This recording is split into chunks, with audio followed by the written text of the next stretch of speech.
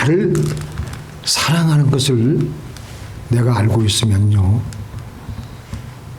살아가는 것이 틀립니다. 얼마 오래전에 한 몇 해 전에 TV에서 본 동영상인데요. 하와이에 이민을 오래전에 왔던 그 가정 같습니다. 근데 이제 그 할아버지, 할머니, 어머니, 아버지까지 다 돌아가시고 후손이 벌써 나이가 70, 80, 90이 되어 가시는 분들이 자기 어머니, 자기 아버지, 자기 할아버지, 할머니 그 묘소에 그 하와이에 있는 그 1세대의 그 묘지에 와서 그분들을 그 묘 비문을 닦으면서 막 눈물을 흘리면서 자기 부모에게 받은 사랑을 얘기하는 것을 제가 본 적이 있었습니다. 우리는 누군가 우리를 사랑하고 있다. 우리 부모가 나를 그렇게 사랑한다. 그러면요, 삶이 살아가는 태도가 틀릴 수밖에 없습니다. 근데 우리가 누구에게도 나는 사랑받고 있지 않다. 누구도 날 좋아하지 않고 날 사랑하지 않는다. 그저 나는 이 세상에 내 던져졌을 뿐이라고 생각을 하고 살아간다면 우리는 내 삶을 아무렇게나 살아갈 것이고 내 본능대로 그냥 아무렇게나 그렇게 내 본능대로 살아가게 될 것입니다. 그런데 내가 누군가에게 사랑을 받는다. 그런 존재라는 것을 내가 의식하고 살아가는 사람은 어려운 일이 있을 때도 흔들리지 않고 아무렇게나 살아가지를 않습니다. 유명한 얘기지만 토마스 에디슨이 초등학교를 들어갔는데 학교에서 선생님이 준 편지를 자기 어머니에게 전해주면서 자기 어머니에게 이렇게 말합니다. 엄마, 학교에 갔더니 제 담임 선생님이 이 편지를 주면서 꼭 엄마에게만 주라고 했어요. 그래서 이 에디슨의 어머니는 이 편지를 펴가지고 읽고 난 후에 눈물이 고인 눈으로 그 편지를 어린 꼬마인 에디슨에게 편지를 읽어줍니다. 당신의 아들은 천재입니다. 우리 학교는 이 아이를 가르칠 만한 좋은 선생님이 없고 이 아이를 가르치기에는 시설이 너무 부족하니까 집에서 어머니께서 직접 가르치십시오. 어머니가 그렇게 어린 토마스 에디슨에게 읽어줍니다. 3, 40년이 흐른 후에 이 어머니는 어느새 돌아가셨고 이 어린 토마스는 어느새 자라서 인류 최고의 발명가가 되어서 크게 성공을 하였습니다. 어느 날 에디슨이 어머니 유품을 정리하다가 책상 서랍 구석에 접혀져 있는 한 종이를 발견하고 그것을 펼쳐보았습니다. 종이에는 당신의 아들은 정신이 모자란 전형아입니다. 더는 이 학교에 오는 것을 허락하지 않습니다. 당신의 아들은 대학입니다. 토마스 에디슨이 이 편지를 읽고 몇 시간을 하염없이 울었습니다. 읽고 난 후에 에디슨은 자신의 일기에 이렇게 써내려갑니다. 토마스 알바 에디슨은 모자란 전형아였지만 그의 영웅적인 엄마 때문에 세기의 발명가가 되었다. 하나님의 사랑에 가장 근접한 인간의 사랑은 어머니의 사랑입니다. 에디슨은 이 어머니의 사랑으로 인류에 크나큰 공헌을 한 발명들을 수없이 만들어내었던 것입니다. 만약에 이 학교 선생님의 판단대로 에디슨의 어머니가 그렇게 자기 아들을 방치했다면 에디슨이 어떻게 그렇게 놀라운 일을 할 수가 있었겠습니까? 어머니의 사랑이 이럴진데 하나님의 사랑은 더 말할 나위가 없는 것입니다. 우리에게도 끊임없이 막이는 또 세상에 다른 여러 아주 악한 사람들은 너는 못한다. 너는 아무것도 아니다. 너는 바보다. 무능하다. 라고 하며 우리를 끊임없이 조롱하고 참수하지만은 하나님이 우리를 보실 때는 사랑의 눈으로 우리가 잘 되길 바라시며 우리를 지금도 격려하고 계십니다. 그렇기 때문에 우리는 그런 하나님의 사랑을 알아야 됩니다. 오늘 우리가 본문 말씀에 하나님이 우리를 사랑하시는 사랑을 우리가 알고 믿었노니 알고 믿는 게 중요한 거예요. 하나님은 사랑이시라. 그래서 제가 오늘 말씀도 하나님의 사랑으로 살아야 사라진다. 우리는 하나님의 사랑으로 살아야 인간답게 제대로 삶을 살아갈 수가 있습니다. 하나님이 우리를 사랑하시는 사랑을 우리가 얼마나 알고 있습니까? 하나님께서는 천지를 우리가 성경 말씀을 읽어보면 창세기부터 읽어보면 요한계시록까지 하나님의 사랑이 줄줄이 담겨져 있는데 우리가 하나님이 계시해 주지 않으면 성령님이 조명해 주시지 아니하시면 그 사랑을 우리가 제대로 알기가 힘들어요. 사실은 우리의 영안이 워낙 어두워져 있기 때문에 창세기 1장만 하더라도 창세기에서는 어떤 1장에 어떤 말씀이 나옵니까? 천지를 6일 동안 창조하셨습니다. 그리고 1회째에 하나님은 비로소 안식하셨습니다. 1회째 안식을 하셨다는 것은 6일 동안 하나님께서 그 전능하신 하나님께서 못할 것이 없으신 하나님께서 온 힘을 다해서 천지를 창조하셨다라는 것입니다. 얼마나 전능하신 하나님께서 최선을 다해서 천지 창조를 하셨으면은 7째 되는 날 하루를 쉬셨습니다. 그렇게 6일 동안 창조하셨는데 첫째 날 뭘 만드셨습니까? 예? 첫째 날 빛을 만드셨고요. 둘째 날은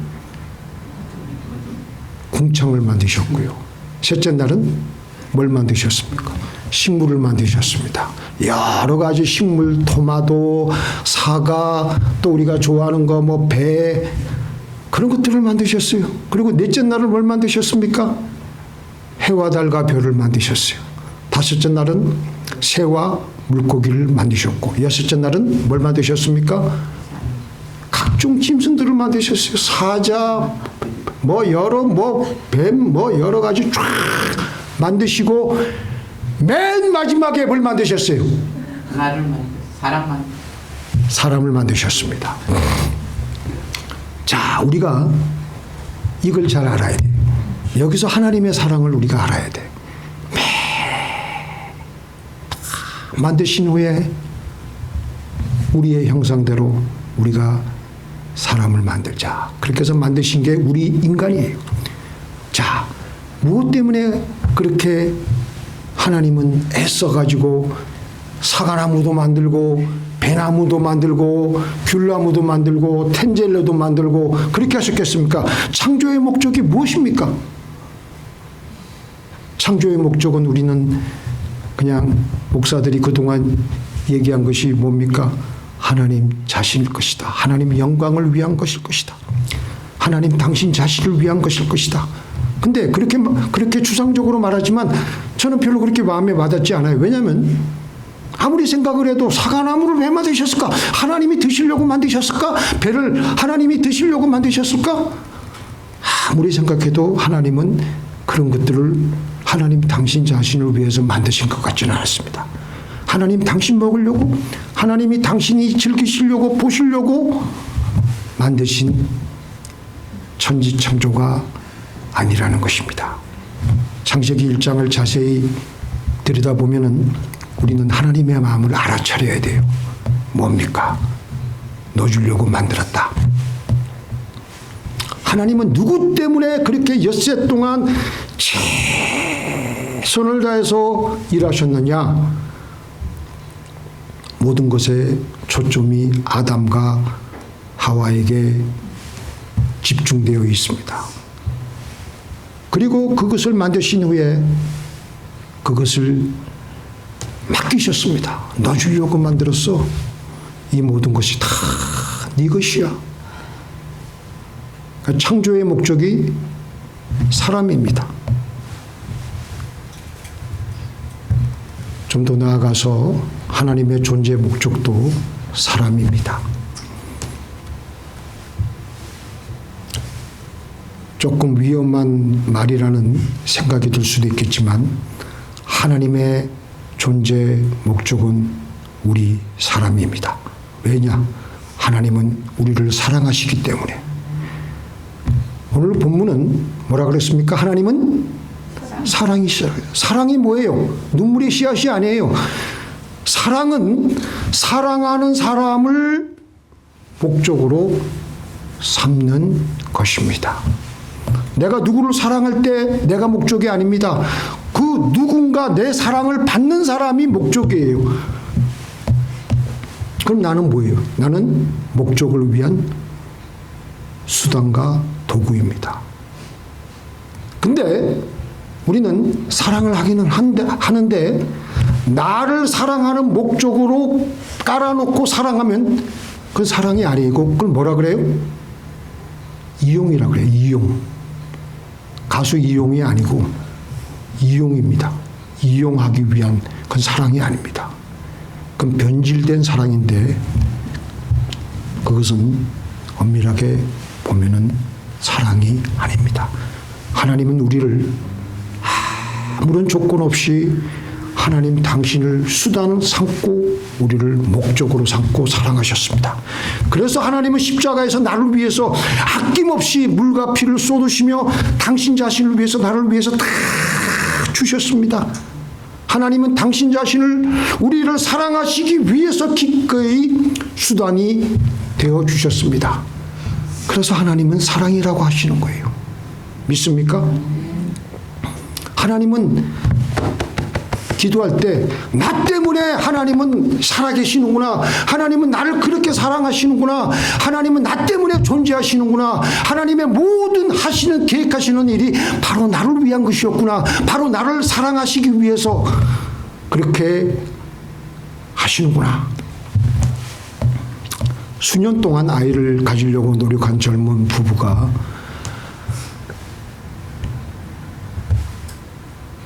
있었는데요. 그런데 2010년에 기적처럼 쌍둥이를 임신했습니다. 근데 임신한 지 6개월 만에 병원에 실려가서 쌍둥이를 미숙아 상태로 출산하게 되었습니다. 둘째 에밀리는 건강하였지만 첫째 쌍둥이인 제이미는 아주 위독했습니다. 출산 후 몇 분이 지나도록 숨을 못 쉬는 거예요. 의사들이 20분이 넘치도록 먼저 태어난 아기의 박동수를 높이려고 온갖 노력을 다했지만 아무 소용이 없었고 결국 의사로부터 이 젊은 부부는 아기가 사망하였다는 통보를 받고 있는데 간호사가 서서히 식어가는 그 갓난 그 태아를 엄마의 가슴에 놓아주고는 마지막 인사를 하게 하였습니다. 엄마는 울먹이며 방 안에 있는 모든 사람에게 잠시 나가 달라고 부탁을 하고 차가운 아기의 몸을 따뜻하게 감쌌습니다. 그리고 남편을 들어오라고 해가지고 셔츠를 벗고 침대로 올라오라고 말을 합니다.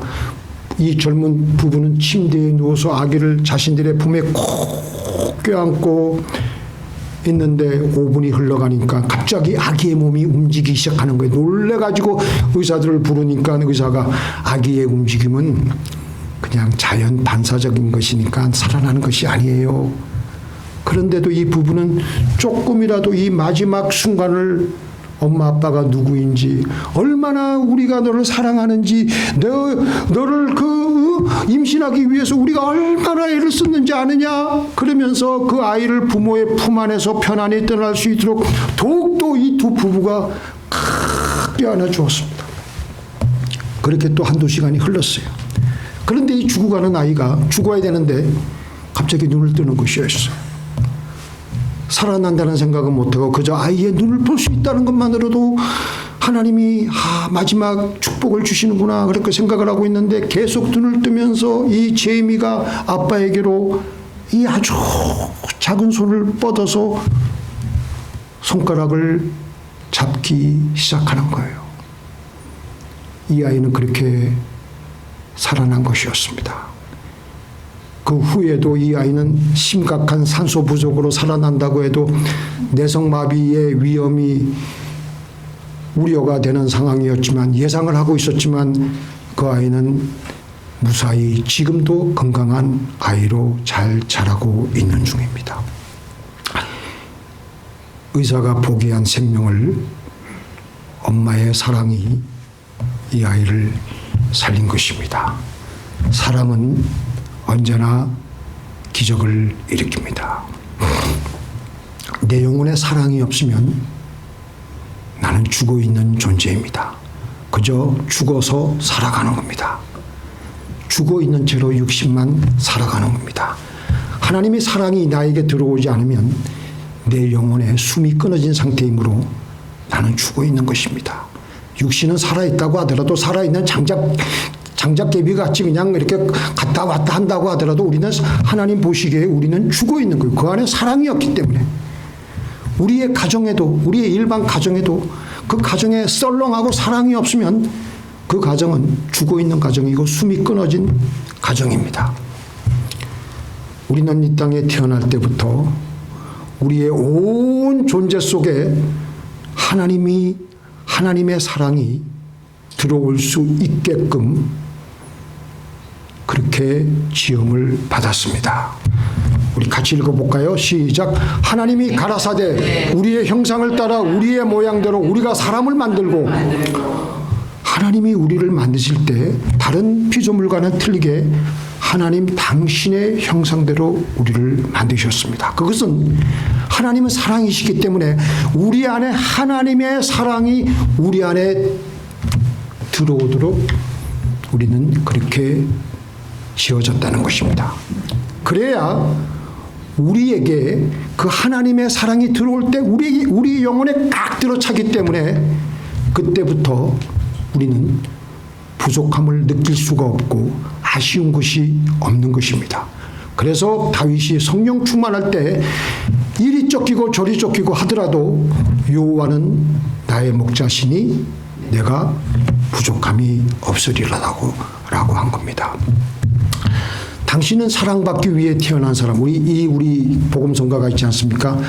당신의 삶 속에서 그 사랑 받고 있죠. 태초부터 시작된 하나님의 사랑은 우리의 만남을 통해 열매를 맺고 당신이 이 세상에 존재함으로 인해 우리에게 얼마나 큰 기쁨이 되는지 당신은 사랑받기 위해 태어난 사람, 지금도 그 사랑 받고 있죠. 당신은 사랑받기 위해 태어난 사람, 지금도 그 사랑 받고 있지요.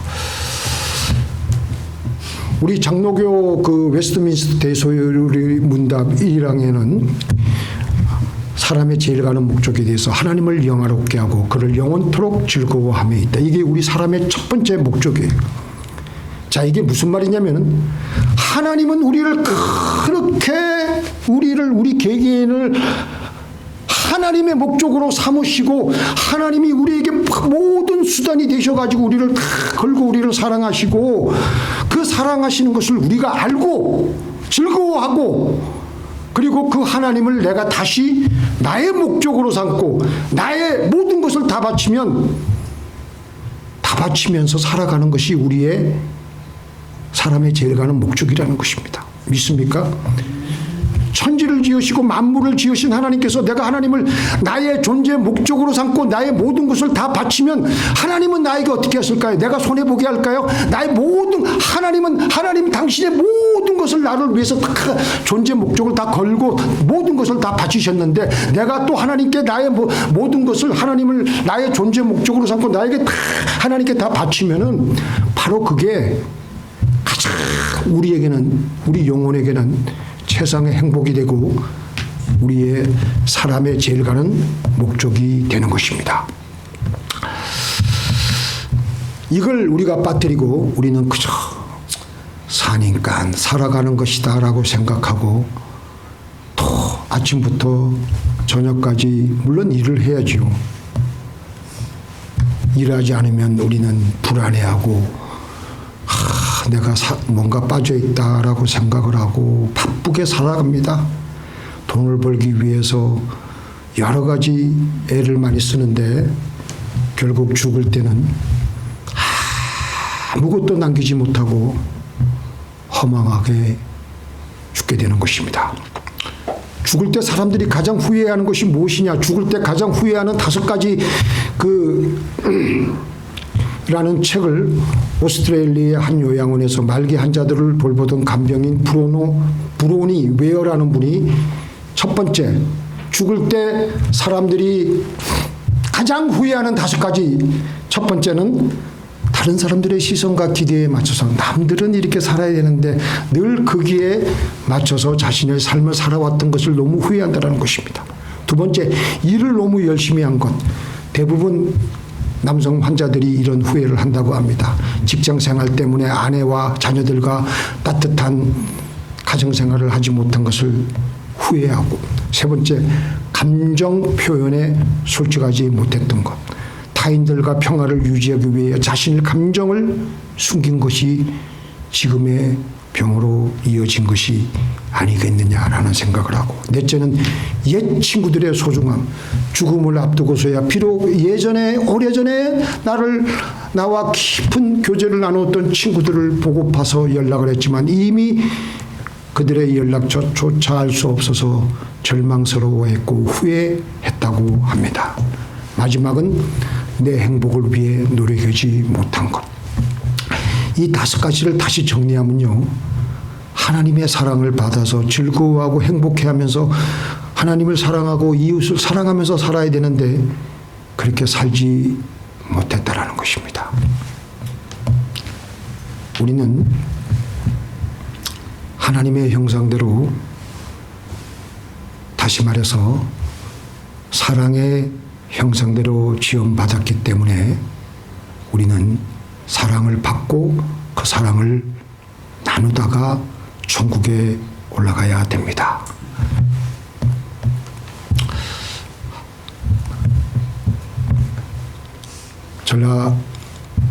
전라남도에 있는 목포에 공생원이라고 하는 고아원을 운영하고 계신 목사님이 80이 되셨는데 고아원 시설에 대해서 설명을 하고, 이제 거기를 방문하신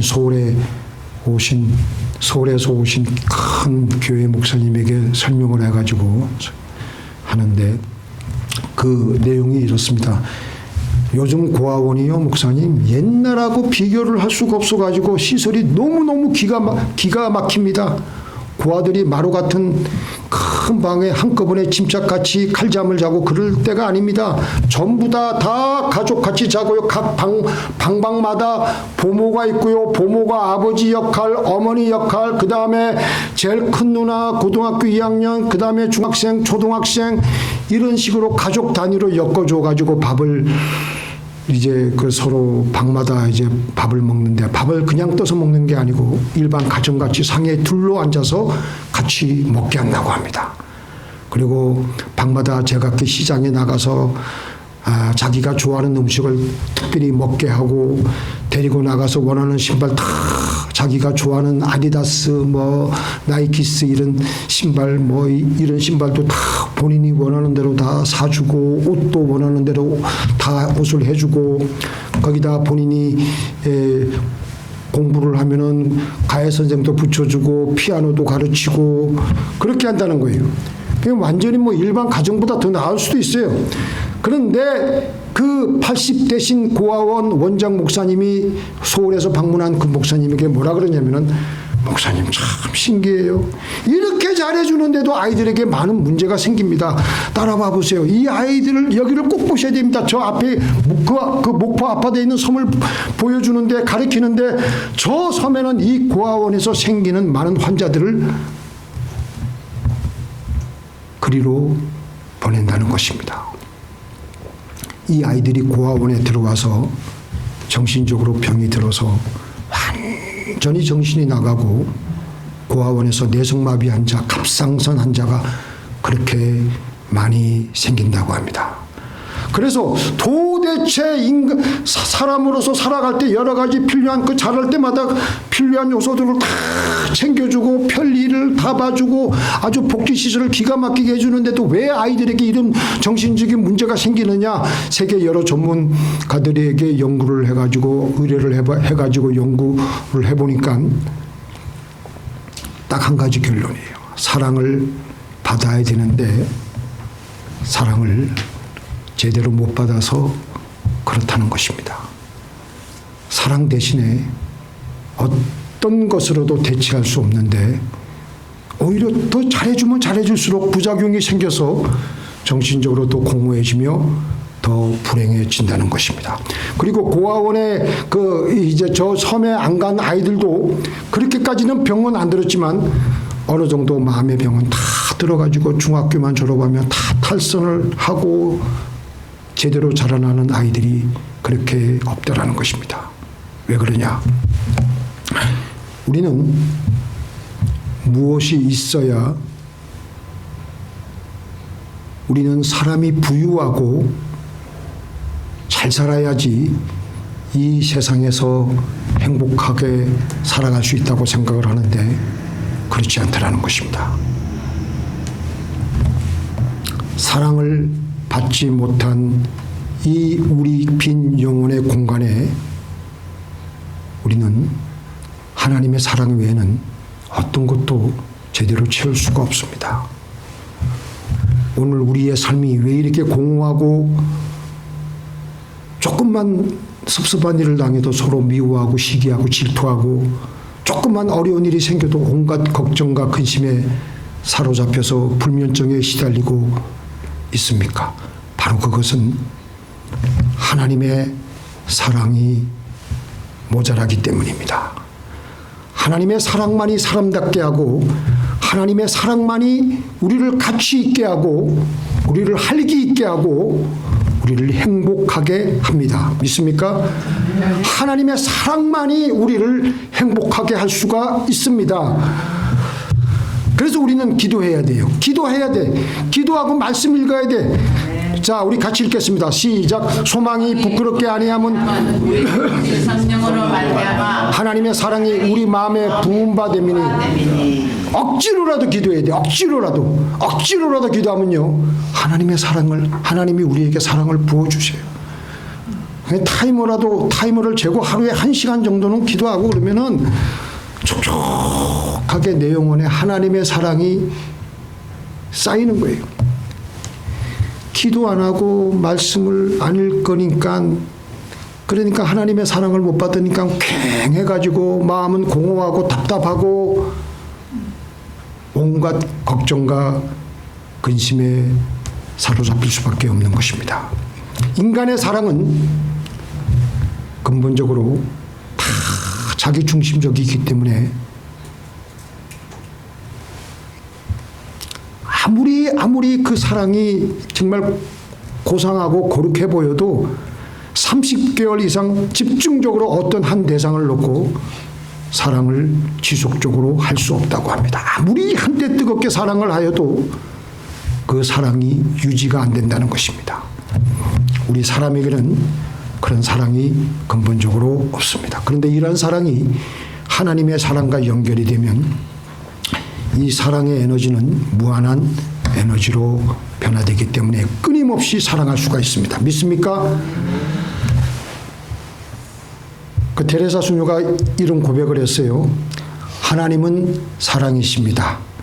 그리고 그 사랑은 하나님에게서 오는 것이므로 한계가 없습니다. 그러므로 하나님의 사랑 안에 나를 맡기기만 하면 하나님의 사랑은 다할 줄 모릅니다. 그래서 하나님의 사랑을 우리는 받아야 됩니다. 받아가지고 그 사랑으로 살아야 됩니다. 하나님의 사랑이 없는 세속 문화는요, 피어나면 피어날수록 인간은 병이 들 수밖에 없습니다. 그리고 하나님이 없는 인간의 에로스적인 사랑이 넘치면 넘칠수록 사람은 잘못되어 가는 겁니다. 이제 우리의 남아있는 여생, 우리가 해야 될 가장 중요한 일은 하나님으로부터 사랑을 받아서 그 사랑을 행복해하며 하나님을 사랑하고 이웃을 사랑하다가 저 천국에 올라가시는 저와 여러분이 되기를 주님의 이름으로 축원드립니다.